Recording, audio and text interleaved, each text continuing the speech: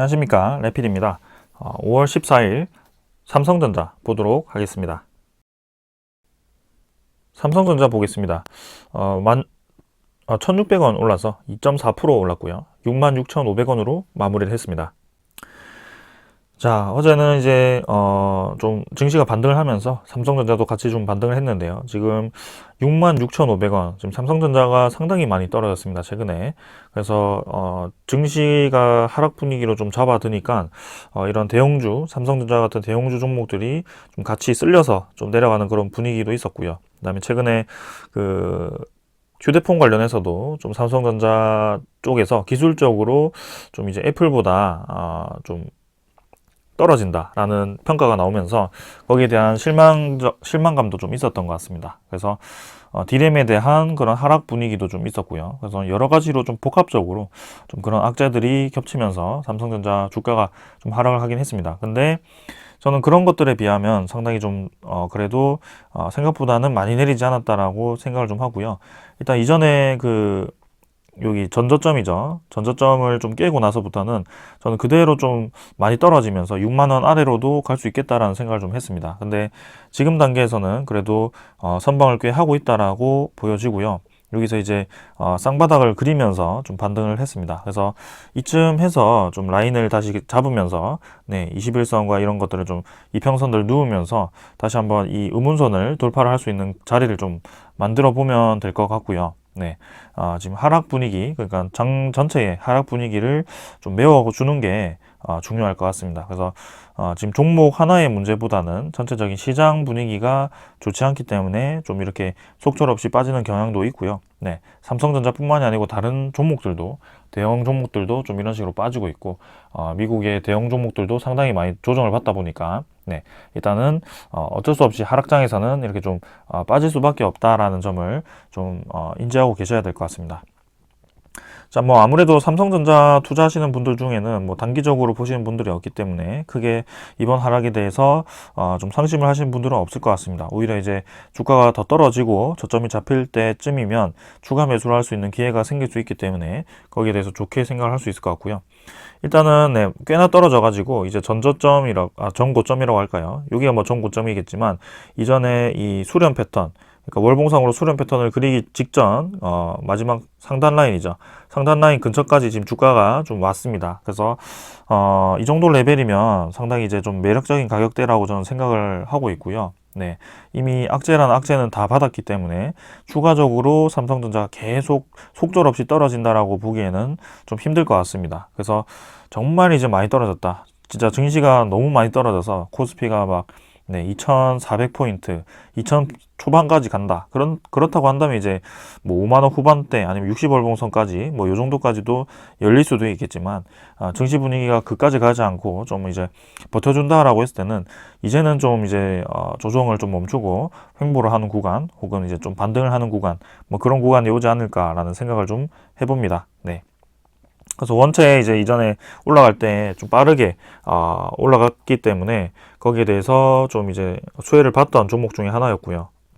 삼성전자의 상승 추세를 보더라도 이렇게 3개월 만에 이렇게 거의 뭐 2배 가까이 올라가는 경험이 거의 없었습니다. 그래서 그런 유동성 장세에 의해서 너무 이제 급하게 올라가다 보니까 좀 거기에 대한 부작용으로 좀 이런 식으로 나오기도 했고요. 최근에 이제 금리 인상 폭도 빅스텝으로 좀 빠르게 금리 인상을 시키다 보니까 거기에 대해서 기계적으로 좀 코스피 1위 종목 거기서 이제 외국인 투자자가 빠지는 모습입니다.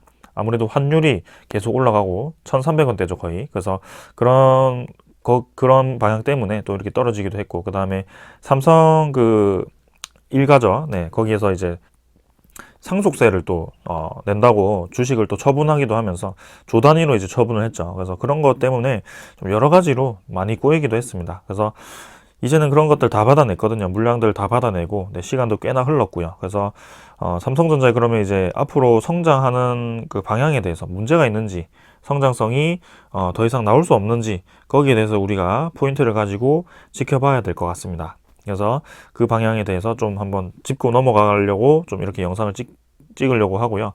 자, 일단은 넘어가서 투자자 수급부터 잠깐 살펴보고 말씀드리겠습니다. 자, 기관 투자자 370만 주 정도 매수했고요. 외국인은 120만 주 매도를 좀 했습니다. 뭐 기관 투자자, 외국인 투자자 일시적으로 어제는 이제 MSCI 리밸런싱 발표하는 날이었고 거기에 대해서 비중 조절이 좀 있었던 것 같습니다. 그래서 거래원을 보시면은 이게 CS증권이 120만 주 매수하고 모건 스탠리가 190만 주 매도하고 이런 식으로 어느 정도 교환 트레이딩이 되는 그런 모습으로 좀 진행이 되었던 것 같고요. 옵션 만기일도 좀 있었고 그래서 다음 주부터는 이제 원래 방향대로 좀 거래가 되지 않을까라는 생각도 좀 해봅니다. 그래서 삼성전자 같은 이런 종목들은 증시가 좀 반등을 하는 모양새를 잡았을 때는 당연히 외국인 투자자가 좀 본격적으로 들어올 때는 삼성전자로 다시 돌아올 가능성이 있다라고 보여지고요. 그동안 이제 많이 빠지다가 외국인 투자자가 좀 들어오는 듯 했습니다. 1월, 2월 정도에는 좀 들어오는 듯 했는데 지금 3월부터 해가지고 3월부터는 이 환율이 계속 올라갔습니다. 사실 그래서 그런 분위기 때문인지 계속 빠졌습니다. 진짜 하루도 빠짐없이 하루 이틀 빼고는 다 빠져나갔고요. 그만큼 이제 삼성전자를 공격적으로 매도를 했다. 그래서 60일 동안의 집계를 보더라도 거의 9천만 주, 1억 주 가까이를 매도를 했고요. 기관 투자자도 그렇다고 해서 매수를 한 게 아니기 때문에 좀 힘없이 빠지는 구간이 있었다. 근데 분명히 이제 외국인 투자자도 우리나라 증시에서 계속 빠져나가기보다는 어느 정도 그런 글로벌 악재라든지 아니면 이제 삼성전자의 자체적으로 악재가 다 반영이 되었기 때문에 그런 것들이 이제 좀 불확실성 해소 방향 그리고 그런 악재가 좀 해소하는 방향으로 갔을 때는 다시 한번 들어오는 방향으로 갈 것이다. 그래서 외국인 투자자가 본격적으로 매수하기 시작했을 때 삼성전자가 바로바로 올라가진 못하겠지만 횡보를 하면서 그런 매수 구간을 가지고 올라가는 경향이 있었기 때문에 이번에도 그런 식으로 진행될 가능성이 있다. 그래서 큰 폭으로 이제 삼성전자가 떨어지고 나서부터는 한 6개월에서 길게는 1년 가까이 좀 크게 올라가지 못한 채로 진행을 하다가 어느 순간에 이제 갑자기 치고 나가는 경향이 좀 있었습니다. 이전에도 대상승이 나오기 전에는 상당히 이제 박스권에 좀 갇혀 있었는데 하긴 이때는 이제 너무 옛날이고 이제는 최근 흐름을 보았을 때는 그런 식으로 좀 많이 움직였기 때문에 이번에도 좀 그런 식으로 진행될 가능성이 있다. 이게 이제 성장성이 좀 추가가 돼 있다면 삼성전자가 다시 올라갈 수 있는 그런 소스가 있다면 당연히 그렇게 될 거고요. 저는 그렇게 생각을 하죠, 당연히. 그래서 투자자 수급과 차트는 이 정도로 보고 그럼 이제 삼성전자의 그 소식들을 좀 보도록 하겠습니다. 자, 먼저 전해드릴 소식은 디램 가격입니다. 디램 익스체인지 제가 항상 이제 설명드리는데요. 일단 디램 지수가 좀 많이 떨어졌어요. 최근에 급하게 올라가던 부분에 대해서 좀 이제 디램이 좀 가격이 조정을 받으면서 다 같이 좀 떨어지는 경향이 있었고요. 여기에 대해서 삼성전자에 대한 실적이 디램이 차지하는 부분이 상당히 크다 보니까 좀 이제 컨센서스도 조금 이제 떨어지지 않았을까라는 생각도 했습니다. 근데 이제 사실상 지금 컨센서스 나온 얘기를 보았을 때는 2분기도 실적이 괜찮다라는 좀 얘기가 나왔고요. 네, 여기 보시면은 삼성전자는 밸류에이션이 실적 대비 과도한 수준으로 하락을 했고 디램이 매출의 3분의 1 이상을 차지하는 데이터 센터 업체들이 견조한 이제 메모리 수요 증가가 예상된다. 그래서 2분기 실적이 양호할 것이다라고 얘기가 좀 나오고 있고요. 그래서 2분기 메모리 가격은 긍정적 흐름이 예상되기 때문에 올해 삼성전자 분기 실적은 3분기까지 증가 추세가 이어질 전망이다라고 얘기가 나왔습니다. 그래서 올해 1분기도 지금 역대급 실적이 좀 나왔는데요. 올해 3분기까지 계속 이제 실적이 긍정적인 방향으로 진행이 되었을 때는 역대 최고치가 또 나올 수 있을 것 같습니다. 자, 그래서 실적 면에서는 지금 크게 부담 없이 진행되고 있고 데이터 센터 업체들이 그런 메모리, 디램 메모리에 대한 수요가 증가를 하면서 또 이 실적이 좋게 나올 것이다라는 얘기가 나왔습니다. 지금 아직까지도 반도체 공급난으로 인해서 지금 전 세계 그런 부품들, 완성 부품들이 반도체가 들어간 완성품들이 계속 이제 그 납기가 길어지고 좀 생산이 차질이 빚어지고 있습니다. 그래서 아무래도 원자재 가격도 상승하면서 가격도 계속 올라가고 있고요. 삼성전자도 그런 것들을 좀 영향을 받고 있는 것 같습니다. 그래서 여기 보시면 삼성전자가 이제 반도체 제조가를 20% 인상 논의 중이다라는 얘기가 어제 나왔고요. 네, 반도체 제조 가격을 올해 최고 20% 인상을 하는 방안을 위탁 생산 고객사들과 논의 중이다라는 얘기가 나왔습니다. 그래서 이번 가격 인상은 전 세계적인 물류와 원료 비용 인상에서 대응하기 위한 그런 모습이다라는 것이고요.